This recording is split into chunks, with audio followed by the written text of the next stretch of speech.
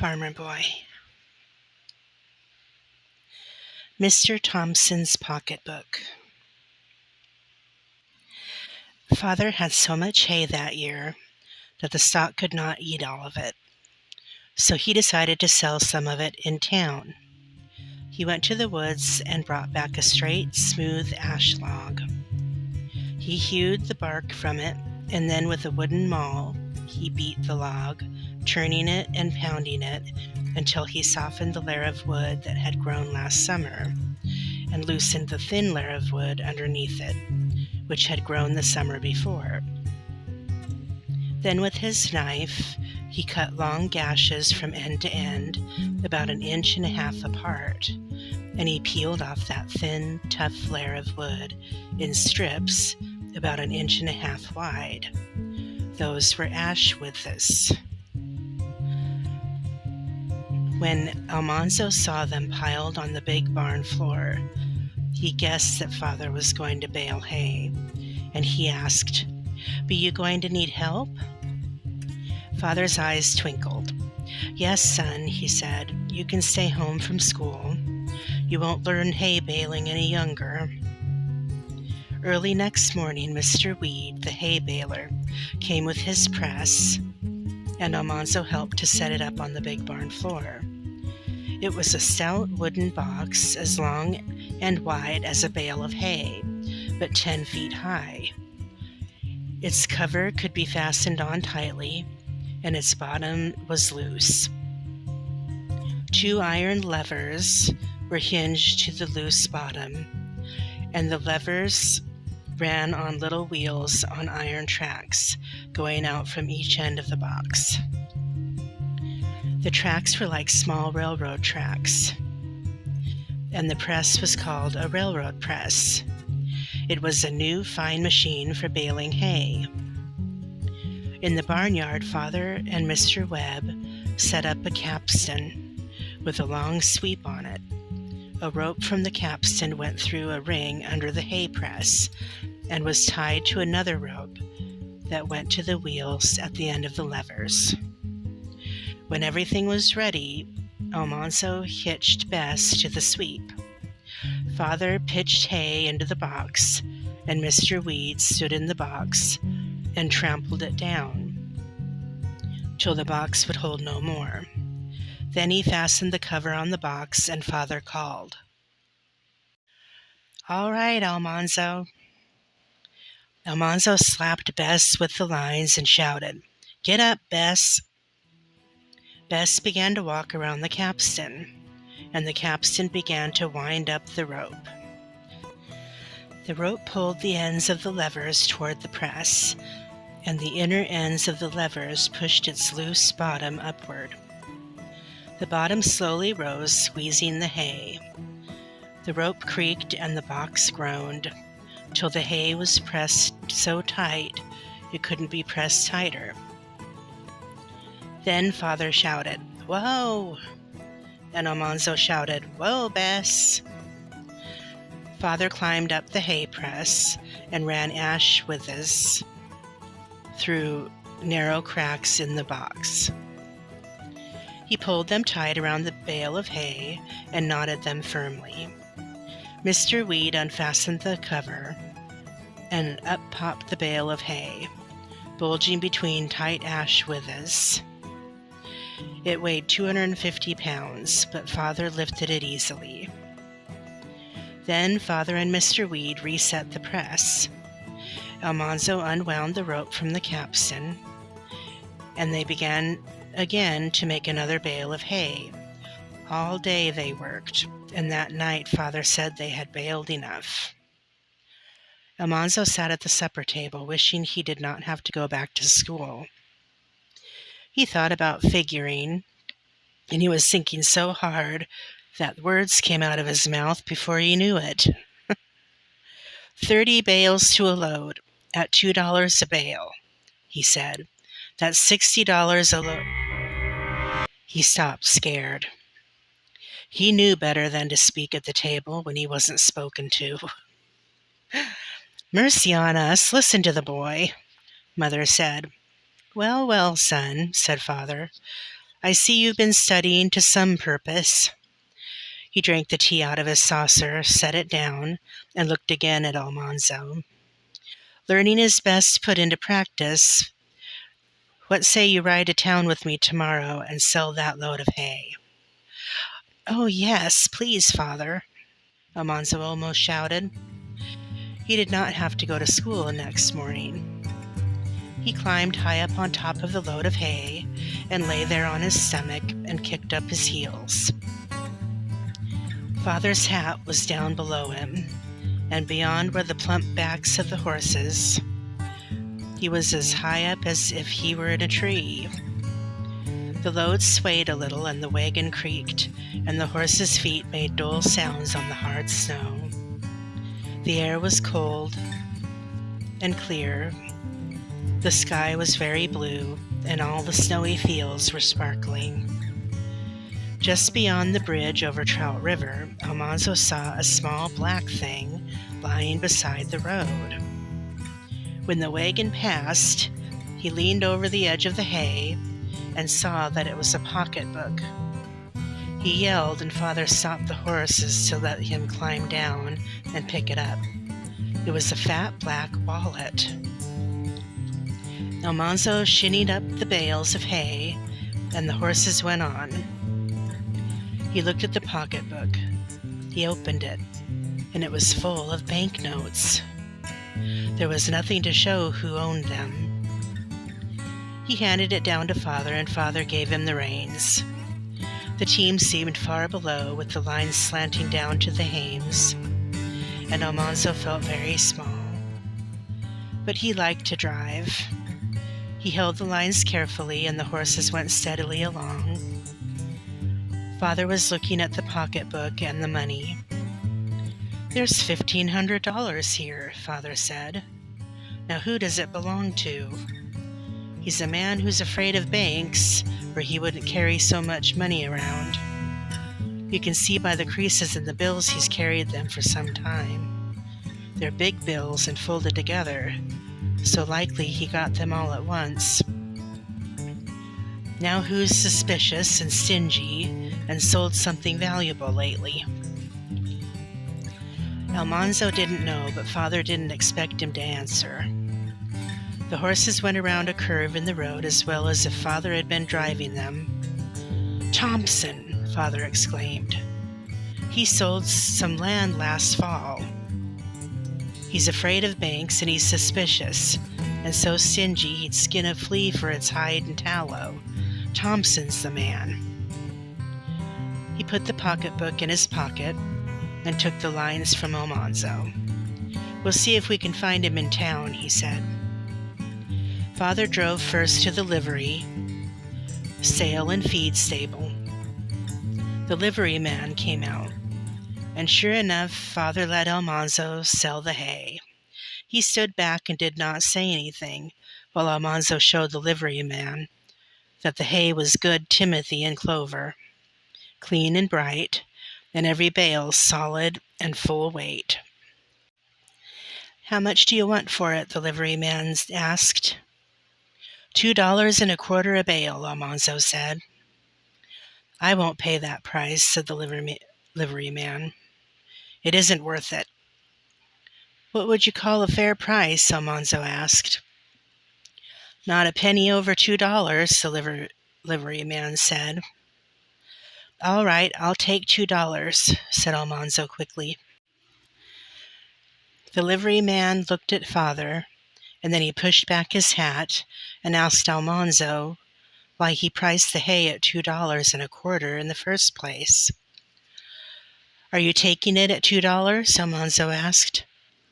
The livery man said he was. "Well," Almanzo said, "I asked $2.25 because if I'd asked $2, you wouldn't have paid but $1.75. The livery man laughed and said to Father, "That's a smart boy of yours." "Time will show," Father said. "Many a good beginning makes a bad ending. It remains to be seen how he turns out in the long run." Father did not take the money for the hay. He let Almanzo take it and count it, to make sure it was $60. Then they went to Mr. Case's store. This store was always crowded, but Father always did his trading there because Mr. Case sold his goods cheaper than other merchants. Mr. Case said, "I'd rather have a nimble sixpence than a slow shilling." Almanzo stood in the crowd with Father, waiting while Mr. Case served first customers. Mr. Case was polite and friendly to everybody alike. He had to be because they were all customers. Father was polite to everybody too, but he was not as friendly to some as he was to others. After a while, Father gave Almanzo the pocketbook and told him to look for Mr. Thompson. Father must stay in the store to wait his turn. He could not lose time if they were to get home by chore time. No other boys were on the street. They were all in school. Almanzo liked to be walking down the street, carrying all that money, and he thought how glad Mr. Thompson would be to see it again. He looked in the stores and the barber shop and the bank. Then he saw Mr. Thompson's team standing on a side street in front of Mr. Paddock's wagon shop. He opened the door of the long, low building and went in. Mr. Paddock and Mr. Thompson were standing by the round-bellied stove, looking at a piece of hickory and talking about it. Almanzo waited because he could not interrupt them. It was warm in the building, and there was a good smell of shavings and leather and paint. Beyond the stove, 2 workmen were making a wagon, and another was painting thin red lines on the red spokes of a new buggy. The buggy glistened proudly in black paint. Long curls of shavings lay in heaps, and the whole place was as pleasant as a barn on a rainy day. The workmen whistled while they measured and marked and sawed and planed the clean-smelling wood. Mr. Thompson was arguing about the price of a new wagon. Almanzo decided that Mr. Paddock did not like Mr. Thompson, but he was trying to sell the wagon. He figured the cost with his big carpenter's pencil and soothingly tried to persuade Mr. Thompson. "You see, I can't cut the price any further and pay my men," he said. "I'm doing the best I can for you. I guarantee we'll make a wagon to please you, or you don't have to take it." "Well, maybe I'll come back to you if I can't do better elsewhere," Mr. Thompson said, suspiciously.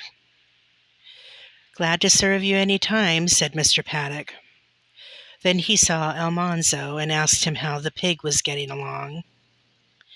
Almanzo liked big, jolly Mr. Paddock. He always asked about Lucy. "She'll weigh around 150 now," Almanzo told him. Then he turned to Mr. Thompson and asked, "Did you lose a pocketbook?"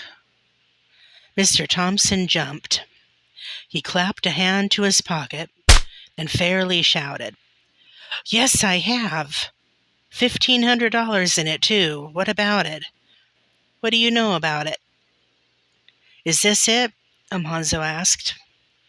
Yes, that's it," Mr. Thompson said, snatching the pocketbook. He opened it and hurriedly counted the money. He counted all the bills over twice, and he looked exactly like a man skinning a flea for its hide and tallow. Then he breathed a long sigh of relief and said, "Well, this darn boy didn't steal any of it." Almanzo's face was hot as fire. He wanted to hit Mr. Thompson. Mr. Thompson thrust his skinny hand into his pants pocket and hunted around. He took out something. "Here," he said, putting it into Almanzo's hand. It was a nickel.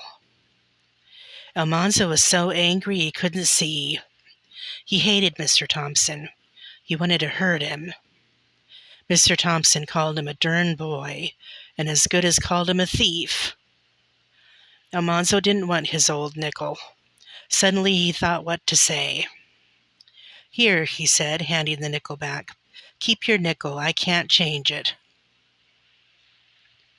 Mr. Thompson's tight, mean face turned red.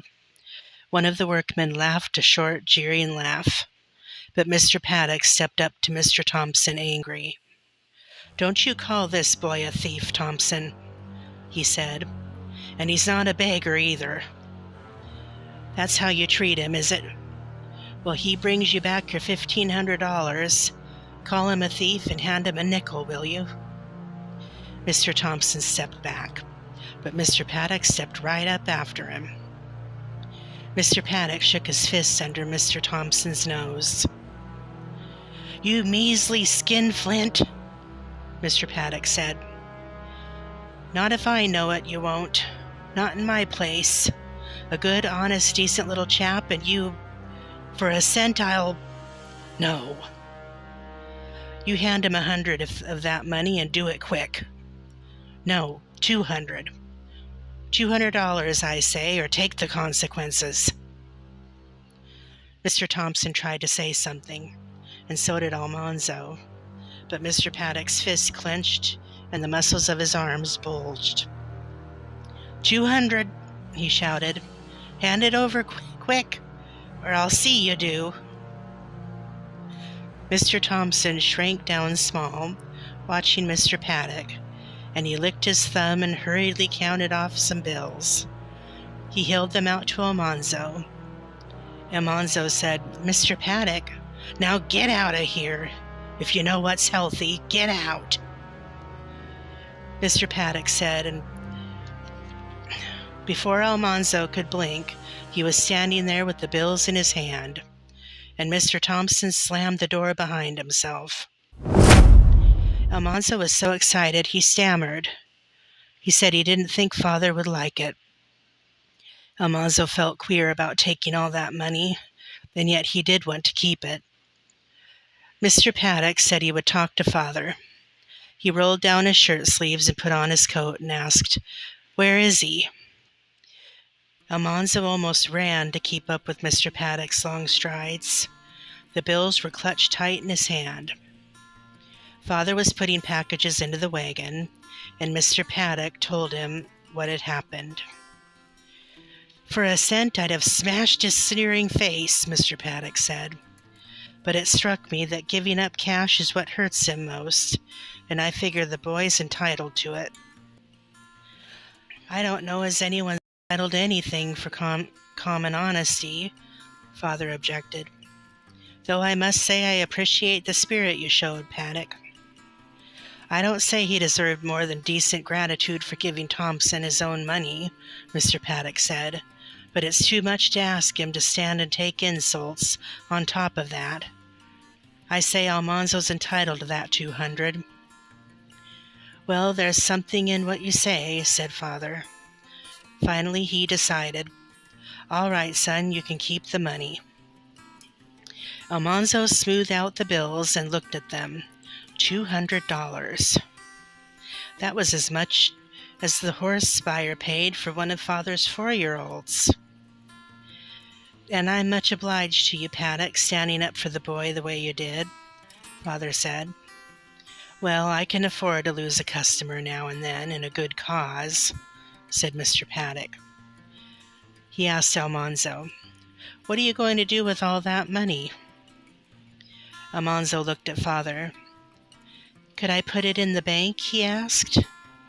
"That's the place to put it," said Father. Well, $200. I was twice your age before I had so much." "So was I. Yes, and older than that," Mr. Paddock said. Father and Almanzo went to the bank. Almanzo could just look over the ledge at the cashier sitting on his high stool with a pen behind his ear. The cashier craned to look down at Almanzo and asked Father, "Hadn't I better put this down to your account, sir?" "No," said Father. "It's the boy's money. Let him handle it himself. He won't learn any younger." "Yes, sir," the cashier said. Almanzo had to write his name twice. Then the cashier carefully counted the bills and wrote Almanzo's name in a little book. He wrote the figures, $200, in the book, and he gave the book to Almanzo. Almanzo went out of the bank with Father and asked him, "How do I get the money out again?" "You ask for it, and they'll give it to you. But remember this, son. As long as that money's in the bank, it's working for you. Every dollar in the bank is making you 4 cents a year. That's a sight easier than you can earn money in any other way. Anytime you want to spend a nickel, you stop and think how much work it takes to earn a dollar." "Yes, Father," Almanzo said. He was thinking that he had more than enough money to buy a little colt. He could break a little colt of his own. He could teach it everything. Father would never let him break one of his colts. But this was not the end of that exciting day.